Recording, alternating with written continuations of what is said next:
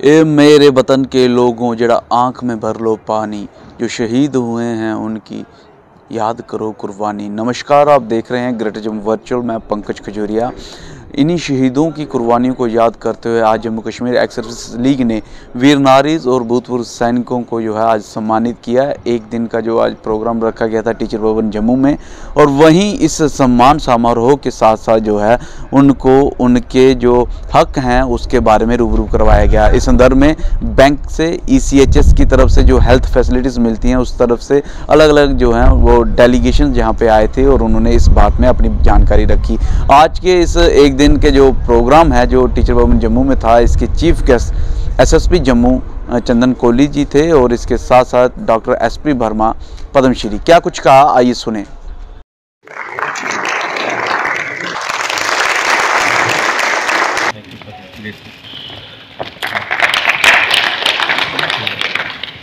थोड़ा अकाउंट जेड़ा ज्वाइंट होना चाहिए विशेषता या जड़ा भी आइनो के उससे करना है। मतलब कुछ आजमाइश होता है क्या कोटा पूरा हुआ, शराब का कोटा पूरा हुआ, ये कोटा पूरा करो जहाँ पर आपने फाइट करनी है, जैसे गवर्नमेंट से आपने हक लेने हैं, ये गवर्नमेंट आसानी से हक नहीं देती है। आज Jammu and Kashmir ex service league की एक बड़ी वेटरन्स और वीर नारीज़ की रैली है और इस रैली के बीच में बहुत सारे एक्स सर्विसमैन, वीर नारीज़ और साथ में बेल्ट फोर्सेस के लोग आ रहे हैं। और इसका रैली का जो उद्देश्य है वो ज़्यादातर हमारी जो वीर नारीज़ हैं उनकी एजुकेशन, उनकी अवेयरनेस, उनकी फेलिसिटेशन और उनको हर चीज़ से अवगत कराना और इज़्ज़त व इकबाल देना, ताकि उनको लगे कि वो अकेली नहीं है। इसके बीच में, इस प्रोग्राम के बीच में हमने उनको, जो हमारे ज़िला सैनिक वेलफेयर अफसर हैं उनको भी बुलाया हुआ है, DPDO जो पेंशन वगैरह रेगुलेट करते हैं उनको बुलाया हुआ है, जो हमारे ECHS जिसमें कि मेडिकल रिक्वायरमेंट्स होती हैं वो आए हुए हैं, और साथ साथ में बैंकों के भी रैप आए हुए हैं। और उन सभी का मकसद यही है कि जो भी हमारी वीर नारीज़ हैं उनको गवर्नमेंट की स्कीम्स हैं उनके बारे में अवगत कराना और जो भी उनकी प्रॉब्लम्स हैं उनको सुनना, ताकि उनको कोई भी तकलीफ़ महसूस ना हो, और उसके बारे में ये बेसिकली है। साथ साथ में जितने भी वेटरन्स हमारे यहाँ पर आए हुए हैं उनके जो तहसील प्रेसिडेंट है, ये जम्मू डिस्ट्रिक्ट की है और जिसमें तहसील प्रेसिडेंट भी आए हैं, वो अपने नुमाइंदों के हिसाब से आए हैं। और जो भी डिस्ट्रिक्ट के बीच में जहाँ पर भी जाते हैं, चाहे वो मेडिकल फैसिलिटीज़ हैं, चाहे उनको पेंशन की प्रॉब्लम है, चाहे उनको कैंटीन की CSD कैंटीन की फैसिलिटीज़ की प्रॉब्लम है, कहाँ क्या तकलीफ़ें हैं, वो उनके रेप यहाँ पर जाहिर करेंगे, जिनका हम ब्यौरा लेंगे और वो उनको हम निजात दिलाएंगे।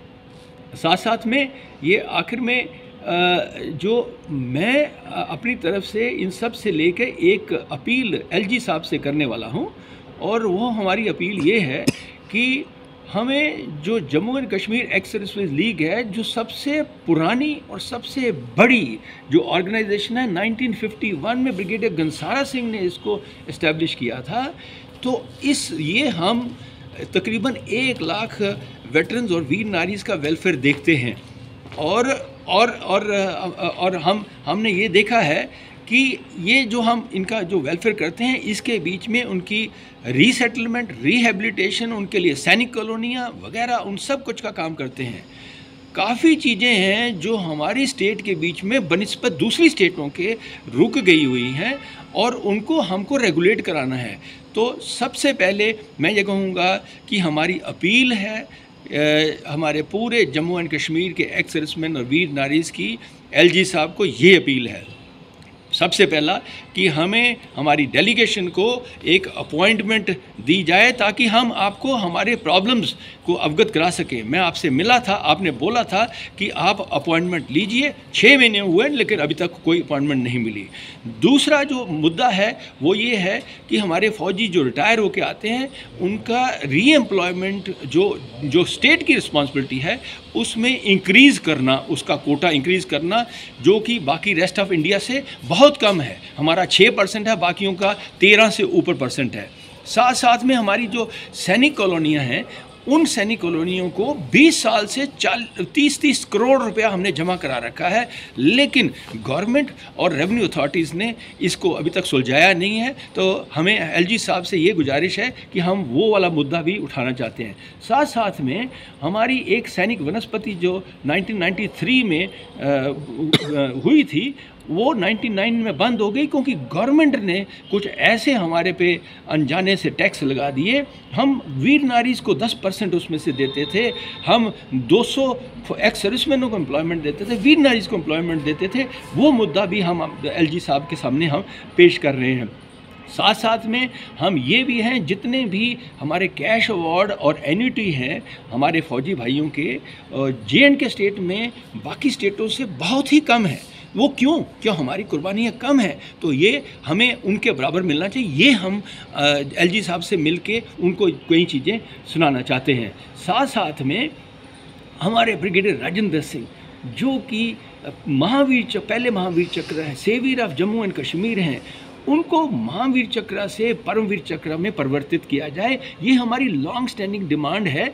मैं एलजी साहब से तो मिला ही हूँ आपसे, और रक्षा मंत्री से भी मिला हूँ, तो हम ये मुद्दा भी आपको एक्सप्लेन करना चाहते हैं। साथ साथ में मैं ये भी कहना चाहता हूँ कि हम आपके पास में हमारे फ़ौजी भाइयों के लिए आर्म्स लाइसेंस का रिन्यूअल एक बहुत बड़ा मुद्दा बन गया हुआ है। वो फर्स्ट लाइन ऑफ डिफेंस है, वो फर्स्ट रिस्पॉन्डर हैं, उन्हीं के नहीं लाइसेंस किए जा रहे हैं रिन्यू। तो हमें रेवेन्यू अथॉरिटीज़ के लिए बल्कि स्टेट एडमिनिस्ट्रेशन को ये हुक्म पास करने पड़ेंगे। और अंत में जो आपने देखा होगा, अंडमान निकोबार के बीच में जितने भी आइलैंड्स हैं हमारे परमवीर चक्रों के नाम के ऊपर में ये बनाए गए हुए हैं। तो हमारी काफ़ी देर से ये डिमांड है कि ये हमारी बड़ी बड़ी जो रोड्स हैं यहाँ पर, हमारे जो वीर योद्धा हैं, जो हमारे मार्टियर्स हैं, उनके नाम पे हों, जैसे जल जोरावर सिंह, राजेंद्र सिंह, जैसे कि विक्रम चौक से लेकर सुचेतगढ़ तक एक ऐसा बनाया जाए जिसके ऊपर जल जोरावर सिंह का नाम दिया जाए, ताकि लोग जो भी यात्री यहाँ पर आएँ और वहाँ जाके जब सल्यूट करें। तो इसी प्रकार से और रोड है, हमारे जीवित बाना सिंह हैं, वो परमवीर चक्र हैं, उनको क्या मरने का हम इंतज़ार कर रहे हैं? उनको क्यों नहीं ऑनर देते? उनके नाम पे कोई चीज़ें क्यों नहीं, चौक क्यों नहीं बनाते? उनके नाम पे रोड्स क्यों नहीं करते? ये हमारी शान है, सिर्फ हमारी स्टेट की नहीं, देश की शान है। और ऐसे बहुत से मुद्दे हैं जो हम एलजी साहब से ये गुजारिश करना चाहते हैं। तो मैं यही कहूँगा कि एलजी साहब हमें इसकी अपॉइंटमेंट दें, हमारी डेलीगेशन को अपॉइंटमेंट दें, क्योंकि हम सबसे बड़ी और सबसे जो महत्वपूर्ण जो अपने फ़ौजी हैं उनकी हम एक ऑर्गेनाइजेशन है।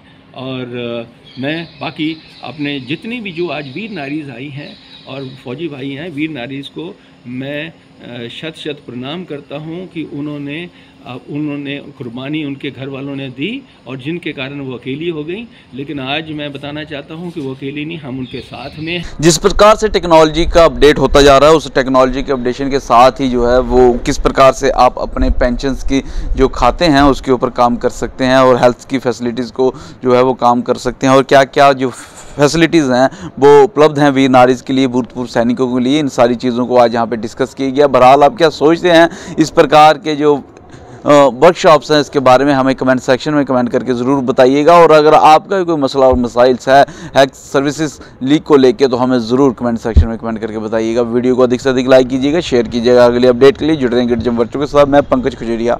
जय हिंद।